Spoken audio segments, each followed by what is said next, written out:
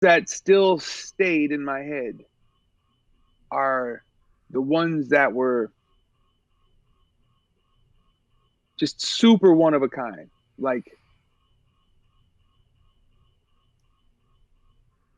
but I don't know if I could tell them because it's like, man, I don't know if people are supposed to have that. Yeah, no, only share what You you. know, it's like You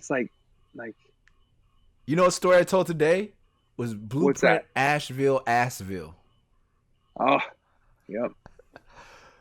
And I've told this story many times, but usually only on stage about you play too hard, Print. About Ali getting mad at Blueprint for throwing fucking crawfish, crayfish, throwing shrimp, whatever the hell. It He was had some. He had crabs, some pause, crab. shellfish. Was it shellfish? I don't. Yeah, I don't know. All I know is those ones that aren't from here, the aliens, the Yeah, little underwater. Yeah. Uh, but I can't. I don't want to tell that story because I've only ever told it when I was in the presence of at least one of them. You know what I'm saying? Like, because it's funnier to tell it when they're sitting right there, and also you can kind of gauge what's going on and know how far you should go or if you should pull back a little bit. yeah. Uh, but Did you man, like do you, all the ones that come to my head right away, they're just all like crazy. do you Like remember we it's did like Vancouver with Guru? And I did the yeah. splits on my set really hard trying to impress Guru. I jumped super high and I bruised my tailbone and I couldn't sit in the van. I've I told remember that. you used to wear PJ pants Yeah, non-stop, man. You yeah. went through a phase where you wore pajama pants for like three They years. It felt like it they was a stopped long making ass them with time. pockets. They stopped making them with pockets at Target, and that killed the run, bro. I suppose. But Yeah. that's probably you always why you lost shit was because you were putting them in PJ pants pockets. Those pockets weren't meant to carry phones and cameras, bro. Like you'd be like every other day, you'd be like, "Yo, can we go back to the hotel? Why? I left something there that costs like $650. You know?" And it's just like, "Yo, what?" And then we go back and it's fucking gone because of course it's gone, and it probably wasn't even there, man. It probably fell out of your pants pocket. Probably all that shit was probably under the bench of the van by the end of the tour. There's probably like 7 cameras, 3 phones, couple of couple back of PlayStations. back when cameras and phones were separate. That's right. But they were small. Yeah, They but were they're getting small smaller but and separate. smaller. Phones were these little flip things that you'd be like, hey, and the little skinny camera, be like, hey. There, yeah. Somebody was just like, "Why you got two little things in your pocket? We're just gonna make it into one." I remember I think one of the first like remember the camera phone they had where the picture was like this big Yeah. inside inside the flip phone. Man, I had that phone for man, I had that fucking phone. The flip phone. You took a picture and then the whole screen inside of the flip would be the picture, and you could actually text it to somebody.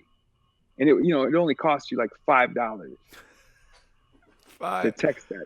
Oh man. Shout out to my And I man remember Jimmy. that tour, I had 3 pictures of car fires.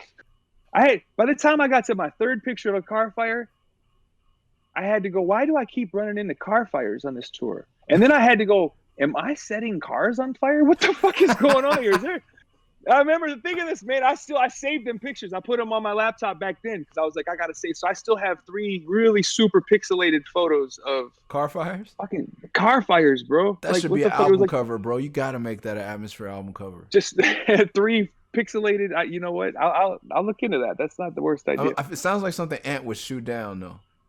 Yeah, hopefully. People want to know if Ant's single, how's Ant doing, how's Bill doing. Everybody's, they're still there. Does Ant They're have still any there. kids?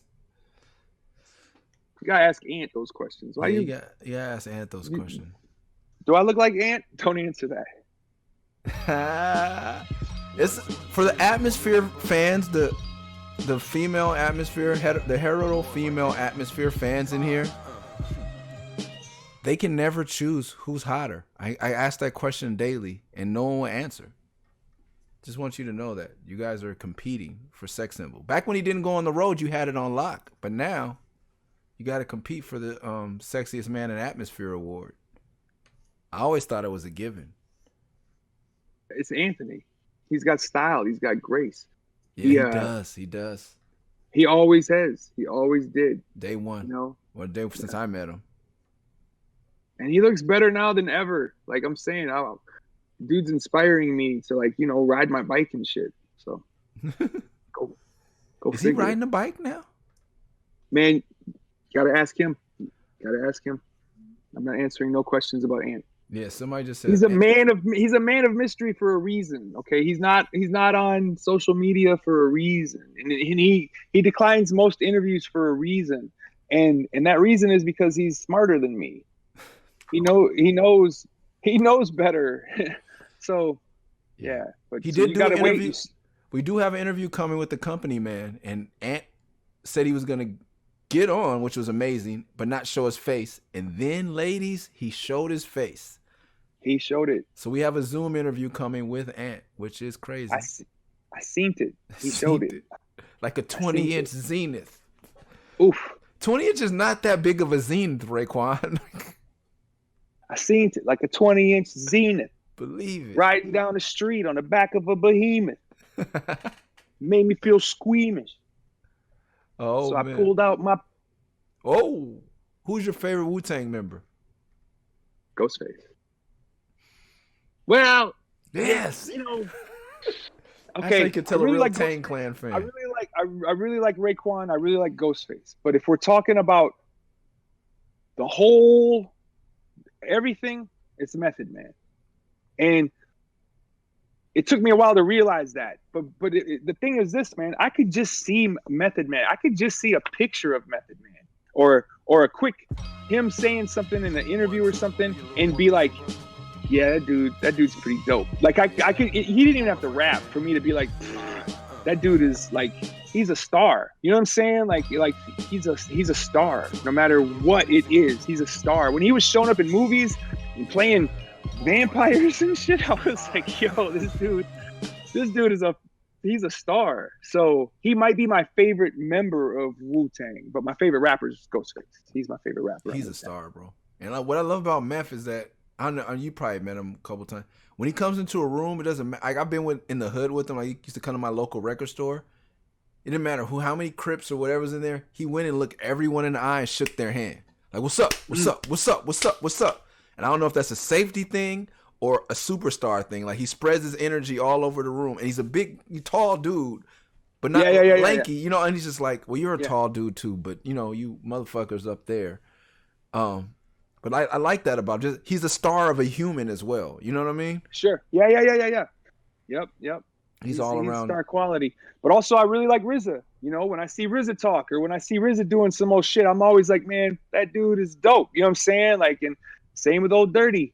Really, man, the thing that's special about them is how did you really get this many stars, this many people together to galvanize and create this. You know, and that's why it is what it is. That's why you see fucking Wu-Tang tattoos on all walks of life. You know what I'm saying? It's like you got that same thing with Tupac. Tupac was the West Coast version of that.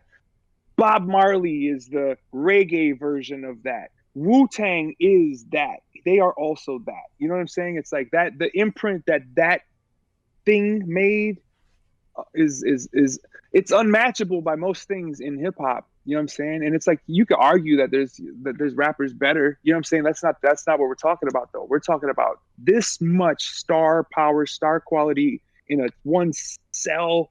It's like a supernova with Wu-Tang. You know what I'm saying? It's like certain, but Pac had that. You know, shit, man. I think KRS-One has it. Back to him. You know, he's like, I've seen him get on stage in crowds that are not his crowd, and he'll go, but he's so large and he has so much energy.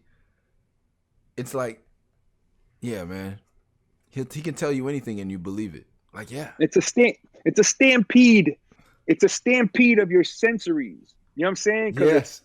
It's big and it's in your face and it's loud and it's like aggressive. You know what I mean? And it's technically good. You know. Yep. Yeah, it's a big thing. Yeah. Pause. All right. Yeah. Bomb Shelter, can you make the chat sub only? We're coming up towards the end of this. I want to keep this man all day. Sub only, and we can get some questions that didn't get answered. My manager's questions just got thrown out of the window. Sorry, Vic. Astro Gaming, we're giving away some headphones, some A40 headphones, thanks to Sarah Dope and Astro Gaming.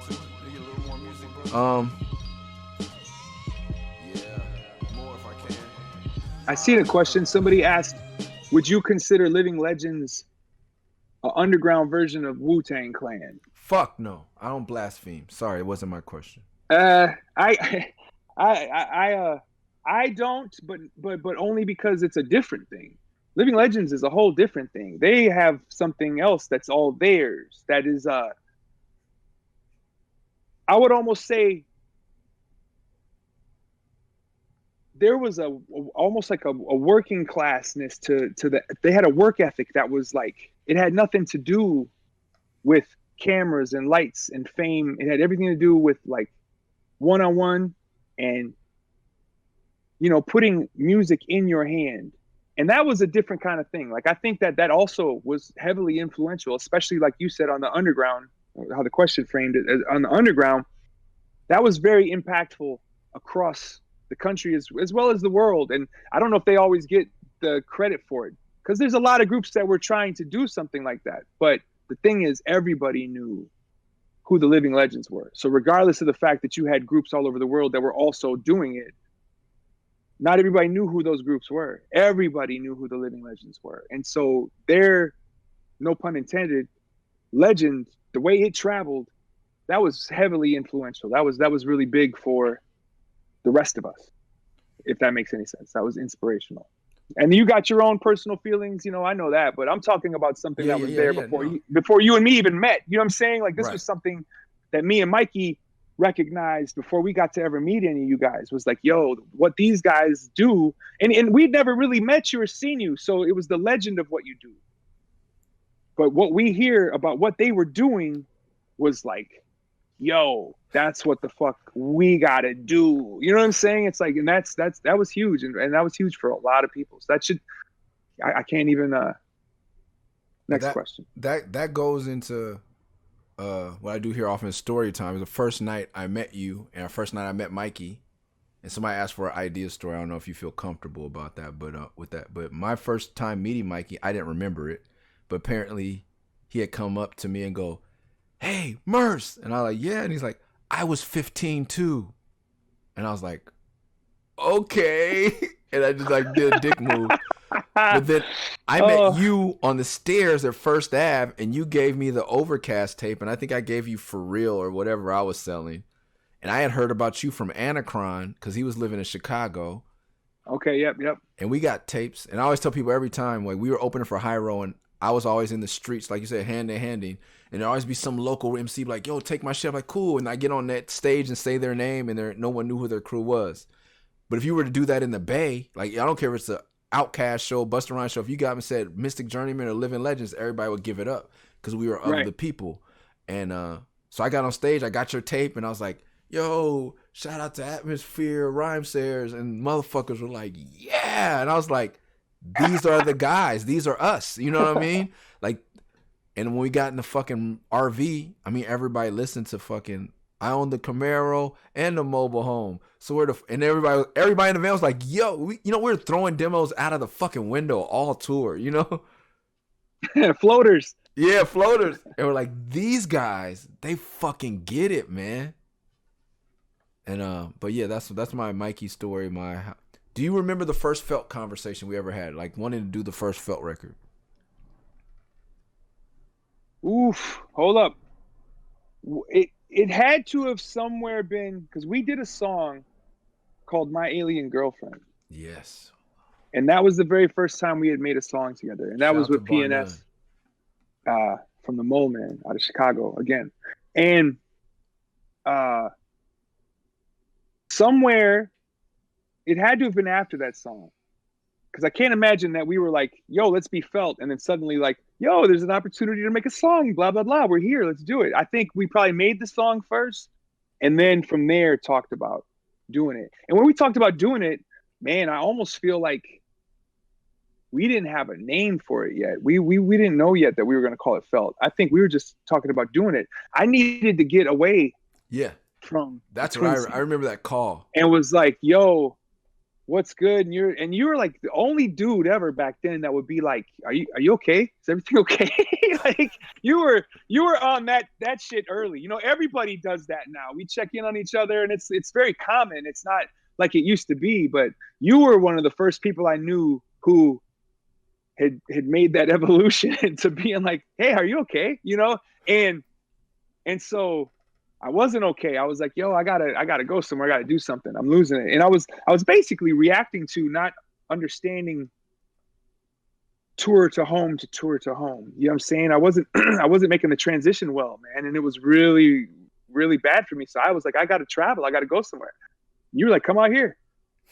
I was like, yo, that's a great idea. I was like, why wouldn't I? You know, I can.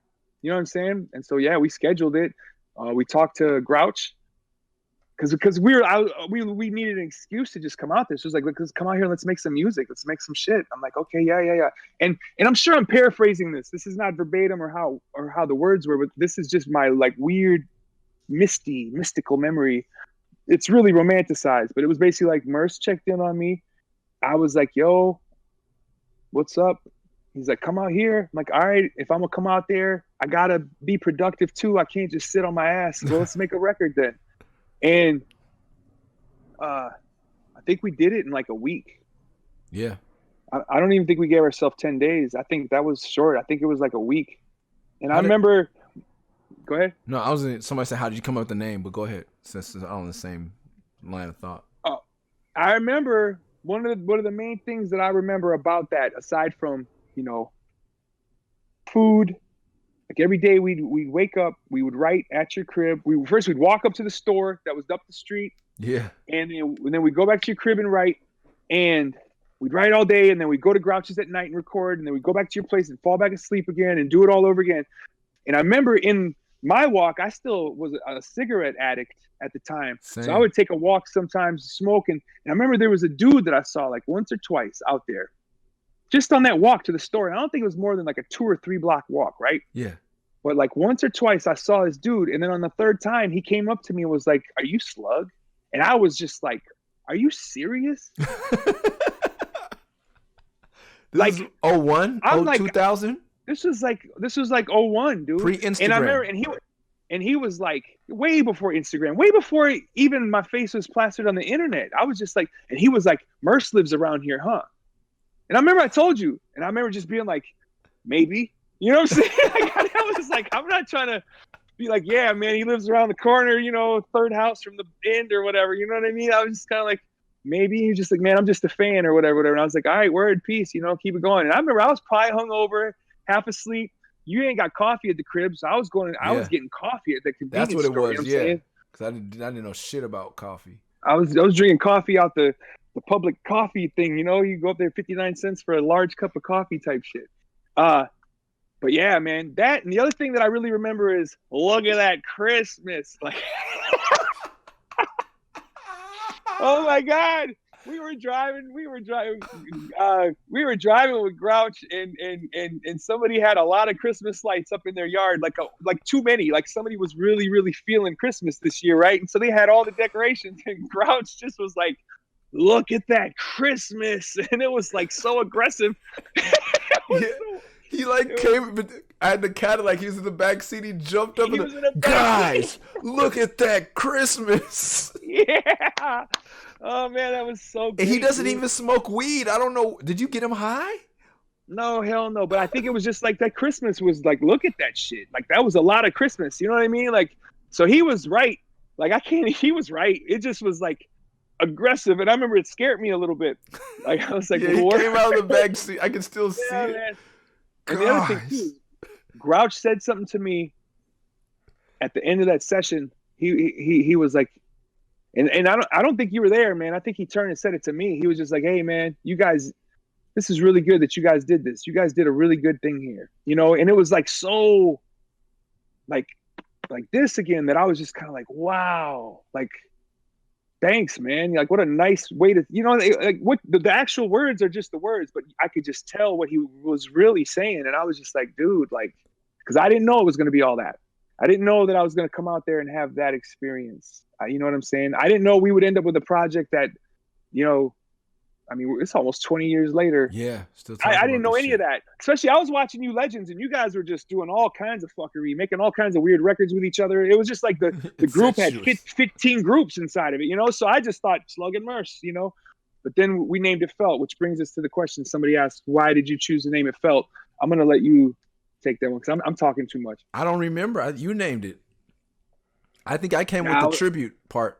I really hope that you'd remember because I don't remember either. Because you know, so someone asked. I think it just sounded cool. The shit sounded cool and it was short. Yeah, and it worked.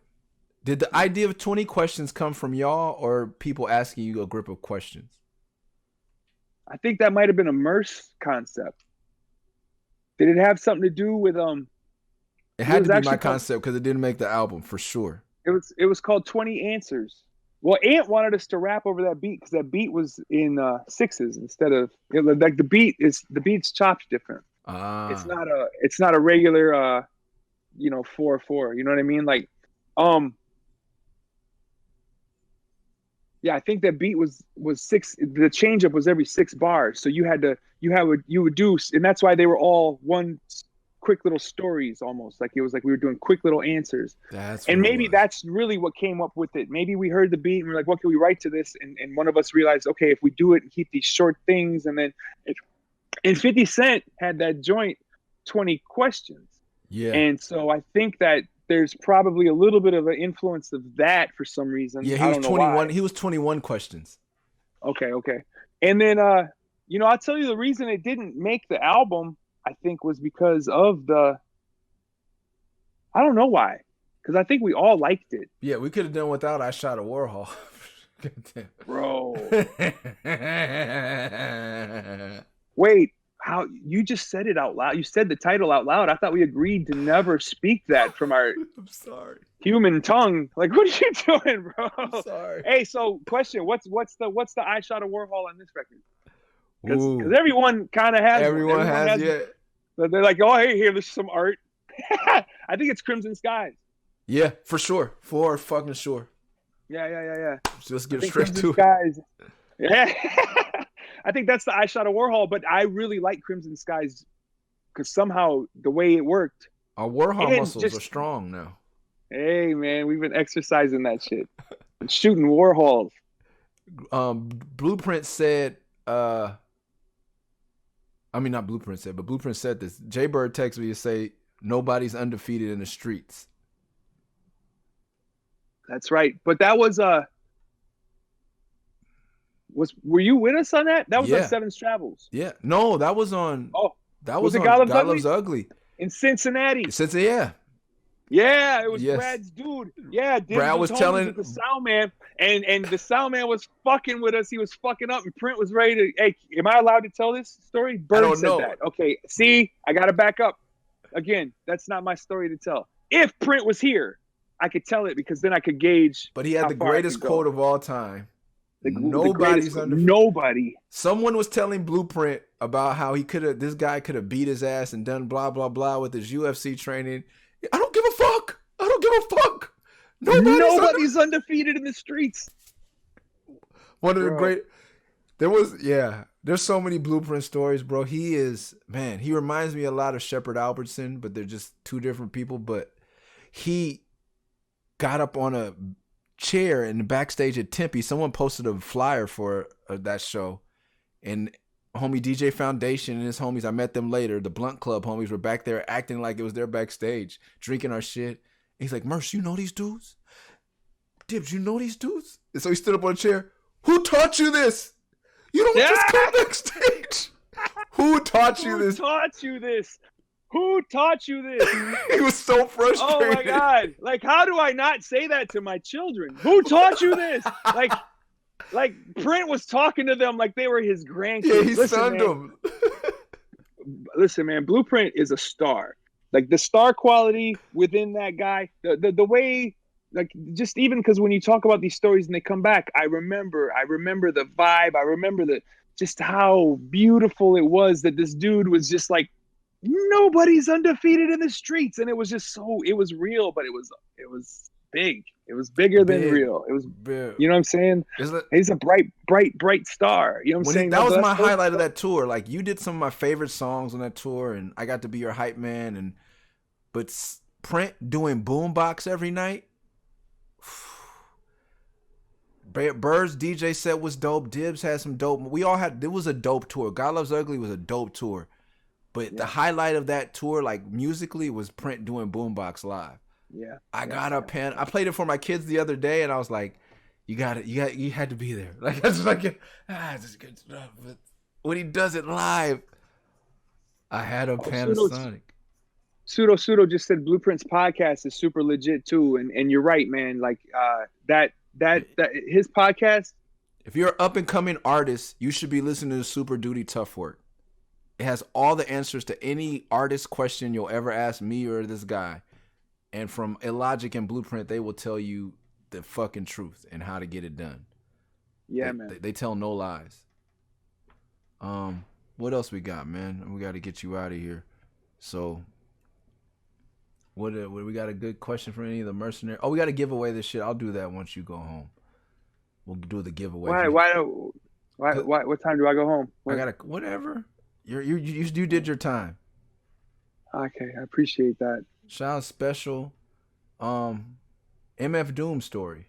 You got an MF Doom story? I got a lot of them, but I don't know if I'll tell those either. Yeah, man, I do too. But again, they're ones where I'm just like, man, if he ain't sitting right here, I don't know if I'm supposed to tell him. Like, one of my favorite moments with MF Doom was at Scribble Jam. I don't remember what year it was specifically, but I think it might have been 2003, maybe 2002. Yeah, probably 2002. But again, I could be wrong about that too. But somewhere in the early 2000s, nonetheless. And we all, at the end of Scribble Jam, we would all go to this park for a picnic. Dibs and the 5Ds and the magazine, and everybody would, these guys were all. Yeah, I forgot about the picnic. Yeah, they were such a part of the community, so that this picnic was beautiful, man. Like it was like I don't even know how to describe it, but it was legitimately beautiful. The people that would come to this picnic and kick it, right? And everybody that would show would just be like, man, this is a great thing. You kick it all day, eat, whatever, make an appearance and leave if you're just like, trying to do that, or sit around and just kick it all day. Doom showed up to this thing, but he didn't bring his mask. And so he was there kind of chilling, and nobody really knew that it was Doom. And except for the, some of the older people that like recognized his face, you know what I'm saying? But like, and most of the older guys leave him alone or whatever, but it wasn't drawing the crowd like you would be worried about. Like had he worn his mask, it'd have been crazy, right? So he showed up without the mask. And while he's there, Scribble Magazine was like, yo, can we do something for the DVD? Can we interview you for the thing? And he's like, I can't do no interviews because I don't have my mask. And they're like, well, what if we camouflage your face? Or what if we promise to blank it out or do something like that? And he's just like, I don't know about all that. And I was there and I was like, yo, why don't you put the camera on my face and I'll move my mouth when he talks? And so they filmed a whole interview with him with me going, whenever he talked, you know what I'm saying? And it was kind of like bad lip syncing. Like that's one of my favorite Doom. Is that on stories. the internet? Like, it might be. I don't know, man. That was back again. Like that was back before there was like YouTube. You know what I'm saying? And so it's like a lot of those things, they're up if people took the time to load them. I guess. I don't know. You would think it would be. I guess if it. I don't even know. Technically, I don't even know if it made the cut into Scribble Magazine. You know what I'm saying? Because I don't know. I think I only have a couple of the DVDs, and they were ones that I was not involved with somehow. Yeah, I don't know where it is. I'm gonna search for that. I don't think anybody else would care, but for me, that was a highlight. That was a moment. You know what I'm saying? Like, but when you watch it, I'm sure it's stupid. But for me, to be the guy that Doom is doing this with, I was just like, yo, fuck, I made it. Yeah, Look, he was that look, guy. Mom. He was already that guy, man. Yeah. Bomb Shelter, open up the chat. What was I gonna ask you? Beat Street or Crush Groove? That was a serious question someone's asked repeatedly. Woof. Yeah. I gotta go with Beat Street. Technically, the acting might have been better. No offense to anybody involved. the actual story arc made more sense to me at the time. Like and I could also relate to the story more. Like Crush Groove is a story about a record label, and you would think I should be able to relate to that, but it was kind of Hollywood, and so it didn't really feel as legitimate as to my experience. Whereas Beat Street actually felt more legitimate to my experience, just due to me wanting to be a graffiti writer and due to me wanting to learn how to spin on my face. You know what I'm saying? It's like I had homies that On your face? This is what we did, man. We went to these parties and you know, started pop locking and doing all our shit. And so Beat Street, also when it came out, the age I was, like, it was just like, this was like the Bible all of a sudden. When Beat Street dropped, I saw it in the theater, man. I had, there was an adult that took us to go see the theater, and I was like, this is it. You know what I mean? Like, Crush Groove, I didn't actually get to see that in the theater. I didn't see that till it was on VHS. And I got to watch it a bunch of times, and I really love all the rap parts, but the actual acting parts in between, you can see, you know, you can kind of see, it's like, I don't even know what to call it, you know, but the LL scene with Rick Rubin is an amazing scene. Like, period. You could cut that scene out and just put that on YouTube, and that would get hits. That would get views just as is. Like, you know, it probably is on YouTube, actually. You know what I went back to look at after Rest in Peace Jam Master Jay, and I hear how much of a real street dude Jam Master Jay is. When L tries to barge his way in the room, you'll notice like JMJ get up, like, and they're like, chill, son. Yeah. Even back then, he was that dude, and I didn't even know what they were alluding to. Yep. But Jam Master Jay was that dude since Crush like Groove. Ready to shoot. He was gonna shoot him. Like, we said it's over. We're not taking no more auditions, yo. Yeah. I'm going Crush Groove just because I love that. The last song. But Beat Street is the better movie, I'll admit it. It's just my personal favorite. Sure. I love hearing Sheila E. rhyme. That just, because Sheila E. was not. Yeah, you know. And she was somebody that my parents like held like in their thing. Like, she's one of us. She does real music. Yeah. And when she was rapping in that, I was like, yeah. She's on this side. Funny. See, I don't think my parents cared about Sheila E. I did, though. I loved Sheila E. as a kid. But when she was rapping, I'm not mad. When she busted out rapping, it probably was like, everybody had a moment of like, whoa, you know what I'm saying? And so it's like, that's got to be intense. Yeah, it's got to be. Yeah, you know what? Thinking about Crush Groove, I got to give it its props, man. Tougher Than Leather, too. Come on, bro. Tougher Than Leather is the movie that Crush Groove was supposed to be. You know what I'm saying? It's like, that's like really, really, that's what we wanted to see, was that movie, you know? Man, I got to go. That's not even on the Apple. I bought that on DVD and VHS so many times. Every time I see it, I buy that. Oh man, so yeah, that's your homework, guys. Do Tougher Than Leather. Rhyme Sayers. Oh, Carol's in here where we recorded the first Felt when I was living with Carol. Hey, Carol. Oh, what's up? Oh, that's the story I want to tell. The best thing I told you many times, like, you saved my life. The summer you took me on Warped Tour was a really crazy summer in my neighborhood. Just that era, even God Loves Ugly kept me out of a lot of shit, man. But one of the best things you did for me was the girl that I wrote Remember to Forget and Breakup song about, and all these, and I was my Lucy, how I listen to Lucy 4 and be like, yes, he's speaking to me. I know, you know what I mean? You told her backstage at a show one time, because we would never stop going back and forth. And you told her, like, if you really love him, you would stay away from him. You are the worst. He's my friend, and we both love him. Why do you know this? She told me. She told me years later. For you. And she's like, "That's." Snitching. She's like, "That's why I left you alone." And I was like, "Thank God for Sean." Oh man. I was like, real friends will pull your ex, soon to be girlfriend again, ex again to the side. Be like, look, lady, leave him the fuck alone. If you really like him and love him as a human, leave him alone, because I love him and I need you to leave him alone. That sounds so mean. It sounds so mean to say to somebody. She loves you for it, and I love you for it. I love you, Carol. I'm glad to see your name in the thing. But yeah, it wasn't Carol, by the way. It's not Carol, but hi, Carol. Hi, Carol. No, I didn't. I'm not saying the name, but what name was it that went up? No, what name? I don't know who just donated. CJ. When are you doing jewelry? Tomorrow. Tomorrow. Okay, cool. Tomorrow, CJ. Wait, hi, Carol. Carol's gone.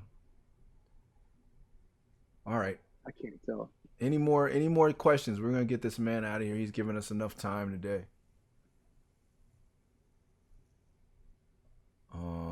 Oh, does the Billy Bass on your wall back? This is the room we recorded Felt 4 in, which is out now everywhere. You can pre-order the vinyl and a really cool sweatshirt. You can see that? Yeah, somebody can see that. That's the room we recorded this album Felt 4 in. Sure you do, Carol. Does it work? Can you go touch it? Oh, so it's not her. Got you. Yeah, I could touch it. What do you want? Yeah, it plays the song Fishing Blues.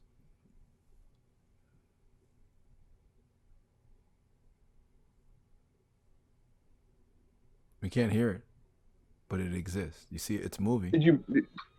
Oh, there it is. Oh, it plays atmosphere music? Oh, shit. Why didn't I push that thing when I was there?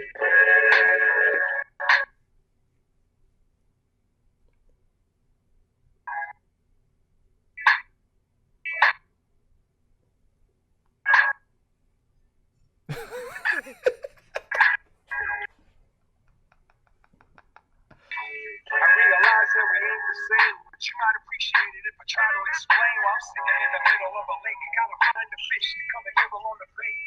I'ma set the stage for the check. Sorry. When it gets to the hook, it's Grouch. Wow. Did someone make that for you, or did you get it made? We had it made. This interview is over, by the way. You can't follow that up with any fucking question. That's the bomb. Bam, bam, bam, bam. He wins the interview. Slug wins. Fatality. Why? What? It was a fatality. Please put that on your store. No. No. Let me do you a favor. Don't buy one of those. All right. Do you want some time alone with these people, or are you good to go? You're talking to me? Yeah. We never sold them. That thing, the person asking us to put those things up for sale, they were never for sale. We just got one made to make a video. Actually, if you go to YouTube and look up the video for the song called "Fishing Blues" featuring the Grouch, the whole video is that fish singing the song. We got a real fish made for the video. Cheapest video I ever made. Damn, I was gonna say, how expensive was it? You talk to them in the chat. I gotta go potty. I gotta go pee so bad. I'll talk to them in the chat. What's up, Argentina? Xerox 1. Do I feel if I don't become credited in rap enough? Nah, I don't feel that way. I don't know. I mean, you know who I am. I don't care unless like the credit were to come with like, extra groceries or something like that, but I'm not too worried about credit. Happy birthday, Icy Rocks 99. Who would it have been a tribute to? Man, I don't know. We threw around a few ideas, and we were trying to come up with something more creative than to just make it a tribute to one person. We wanted to break out of the box. But I think once we heard the music that we were making and realized the direction it was going, it just didn't feel like it should be a tribute to.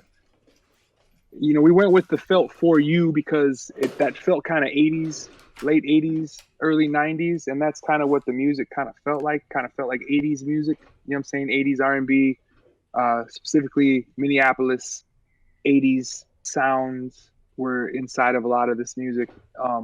And so the For You was just kind of like to me, I saw that as a way of Felt For, also for you, specifically you, whoever asked that question. But also it was a throwback to the 80s of Prince and the Time and the Jimmy Jam and Terry Lewis sounds, because they would spell things like that. And so, the cover is kind of like the cover kind of pays pays tribute to Alexander O'Neal. If you notice, he's got an album where he's standing in front of a place called Mickey's Diner. We're standing in front of the High-Low Diner, put Ant in front of the car. I'm not standing in front of the High-Low Diner because I had the flu, so I had to sit inside away from everybody. But I'm in the window like a haunted Muppet. That's why I felt for you. Did you wash your hands, Murs? Yes, Victoria. Yes, whoever asked. Whoa. What was the first record you bought? Me, the first actual record I owned was a Run DMC 7-inch called 30 Days. My mom started this thing where if I did all my chores for the month, she'd let me come pick out a record. And I was young. I was like 11. And so getting this 7-inch that was mine now, because I'd played their records, my parents' records. This was mine. That's what I liked. But I also learned that a whole month of chores, I deserved more than 145. Those 45s only cost like $1.50 back then. So I knew something was up. So the next month, I was like, I get a full album. And the very next album that I owned was Ice Cream Castles by the time. Was the first actual full-length album that I had ever owned. So you're and then from there, I started getting a record a month until I started buying my own records. You know what I'm saying? Like, what were you about to ask? No, are you Morris Day and I'm Jerome, or are you Prince and I'm Morris Day? Which one is it? Oh, shit. I mean, honestly, I don't think we're any of them. Like, we would be like the dudes off to the side that didn't even get put in the picture. You know what I'm saying? Like, you know, what does that dude do? Oh, he plays some drum pads. He's cool. And what does that dude do? Yeah, theremin. I don't know. You know what I'm saying? Like, yeah. Like, we're in the band, but we're not as cool as Morris, and we're not as dope as Prince, and we're not as sexy as Jerome. But with that said, I really did relate to Jerome in a lot of ways. His characters in the movies, but also just the guy that came out and he would help Morris, and he also would sing backups, and he would play a cowbell, and he did a few things. He had a few things on stage that he would do. And the truth is you needed him, because without him, the band was literally just another band. Jerome is what actually made this special show. He made them a funk band. He gave them the show that they could get. They weren't Parliament, but Parliament had a show. There were things, there was activities on stage with them. You know what I'm saying? Jerome gave that. Flavor Flav gave that to Public Enemy. Could you imagine what Public Enemy would have been without Flavor Flav? Like, it would have been good and it would have been aggressive, but it wouldn't have been the show that it is. You know what I'm saying? It's like similar situation. You know, Jerome was the funk of that show. You know, maybe not on the records so much. I don't know what he played on the records, because the funk was definitely on the records too, but on stage, like, just watch them. Go to YouTube and watch the time sometimes, you know, and look at the rooms they're playing in, man. You can go online and see them playing in small rooms, and it's dope. They're amazing. So then that makes your Jerome, Ant, or Sadiq is Morris Day. I'm glad that neither of them are watching this. Sadiq is always watching, bro. Yeah, man. He can't see me. I got my Wi-Fi turned off. He can't see me right now. Oh, man. Are we getting a Felt For You tour? Are we getting a Felt For You tour? Can I answer this honestly? Today was the release day for the record. And it's been the release day for the record for a while. When we were on tour for the Whenever album back in February, we started piecing together the Felt tour, but it wasn't going to be a Felt tour. It was going to be an Atmosphere tour that had Murs on there as a co-headliner, and we were going to drive around the country and do Murs and then Atmosphere and then do some Felt stuff, because the record was going to come out today and the tour was going to start today. And COVID hit and it made us go, okay, now what? Which is kind of why we fell back. It was like, well, without the tour, do we really want to do some kind of like build up with all kinds of, get people hyped for the record? Or do we want to do something that just kind of feels good? Like, here's a record for you. And so we hoped with the surprise release or whatever you want to call it, that really more so than just a surprise, what it really said was like, because we saw how shit was going, man. So like, hey, sorry that things suck right now. It sucks for all of us. And here's some more shit for you to like, here's some more shit to listen to during this shit that sucks. You know what I'm saying? It's like we kept the release date rather than holding it and waiting until this was over and we could go back on tour again and then releasing it. It was kind of like, well, I would rather risk whatever build up excitement we can do to have good first week numbers, and in return just be like, yo, we're in this with you, we're in this too, we're all in our houses right now, or at least you're wearing a mask if you leave the house. So yeah, I don't know Wear did I say a too much? mask. No, wear a mask. That's what the lady said. Yeah. Yeah, you ready to go home? Yeah, I can go home now. All right. I don't want to go home, man. There's kids at home and they're gonna just yell at me and shit. Kids are very rude. Man, those kids are gonna yell at me. It's just gonna be like, "Wah! Wah! Wah!" And it's all aimed at me. And it's just like, yo, fam, can you just shh? They're gonna tell you about the forest and how they shroomed. Man. Yeah, actually, I wonder how the forest was. How was the forest? I only got that one picture. Who taught them that? Who taught them that? Who taught you this, man?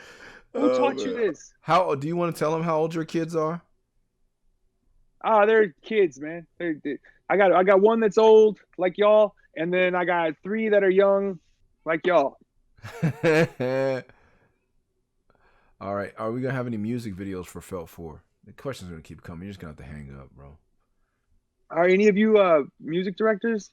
Please send your treatments to www. I can't remember the email. Just send it to the Rhymesayers Twitter. Yep. Send your treatment. Send your treatment to Twitter. Be like, yo, I got a treatment. Send them that treatment. Or to the IG or whatever. Snap, flap, tick, shit, whatever you kids do. You fucking kids, get off my grass. Get off my grass. Yeah, he's gonna get off the grass. Who taught you this? Murs is really trying to make me go. Murs wants me to go. There won't be another Deep Puddle Dynamics Goober stream. Rest in peace to Alias. One of the members of Deep Puddle passed away. But, you know, I appreciate you liking that record. Go and buy a copy of that record over at the Strange Famous store. They're re-releasing that record. And when it comes out, I don't think it's out yet, but when it comes out, make sure you cop that. Who taught you this? Please. Yeah, please. Murs wants me to go, so I'm going to go. But just remember, man, he silenced me, all right? He's in control. He wants me to get the fuck out of here because he doesn't want me to talk. We have the number one. Because I'm over here talking to his fans, and he doesn't want me to talk to his fans. We're the number 1 rap album on iTunes. Still? Whoopee. Maybe that changed. But yeah, that should be changing quick. Like, but is there a way to look? We're number 1 on Twitch too. I don't know. I'm just gonna say that we're the number 1 rappers. No, we're still number 1 on iTunes and number 1 on Twitch. This is a moment. One for you, one for me. One. Hoo-ha! Hey, when are we doing Felt 5? Yeah, when is that gonna happen? Can you guys start asking that? Can we call it Felt 5 Alive? Right? Because we're gonna survive this moment in time, right? Felt 5 Alive, and then maybe we could tour that one. You know what I'm saying? Like, okay, if you guys stay alive in these fucking times, this is something we can all look forward to. Felt 5 Alive. That used to be a drink. Do you remember that drink? 5 Alive, yeah. Okay, so we'll say Felt 5 Live. Felt 5 Lives. Felt 5 Lives. Felt 5 Lives. Felt 5 Lives. Skip 5, go to 6. Felt 6. Skip 5, go to 6. And then Felt 9 next week. Felt 9, yeah. Felt 6, the search for Felt 5. Felt 5 minutes of funk. Ooh, Anthony's all over that. That's pretty good. Anthony would be all over that. Oh, he's all over it. Oh, man. I love you, man. Thank you so much for making this record with me. Hey, man. I love you back. Thank you back. Thanks for having me on your Twitch. Thank you to everybody that checked in and tuned in. Oh yeah, what do you think of the Logic record? Everybody wants to know that. I don't. Oh man. Okay. Yeah. I mean, that dude raps his ass off, man. Like, I'm a fan of Logic. Like, I think he raps good. I think he produces well. I think he writes really good. I think he conceives well, man. He looks at the bigger picture. He's like I make songs. That guy makes fucking projects. You know what I'm saying? It's like I feel like I'm a fan of that dude, man. So I like the album. I had a couple of favorites too, but off the top of my head, I don't remember what they were called. But also shout out to Logic because I heard him flip the same sample as God's Bathroom Floor on like one of his old tapes. He had like a little interlude on there where you could tell he was mad young and it was on cassette, but he was flipping over like some sort of, somebody had flipped the same sample as God's Bathroom Floor, and he was rapping some kind of out there drug shit on it, and it was kind of like, oh man, I see that vibe. I know that song. You know what I'm saying? Like, it was tight. That's dope.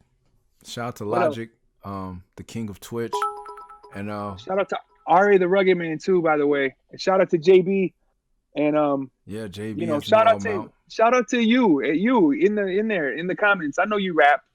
Yeah, shout out to all the rappers in the do that. I think I might rap for him a little bit before we get out of here. Oh shit! Could I just turn off my camera and listen? Yeah, you can see me stumble and mumble a little bit while I get ready to raid bomb shelter. But thank you, man, for doing this. We've been dreaming about having you on Twitch, and here we are. Oh wait, hold on. Yeah, I'm supposed to. Yeah, keep that going. There we go.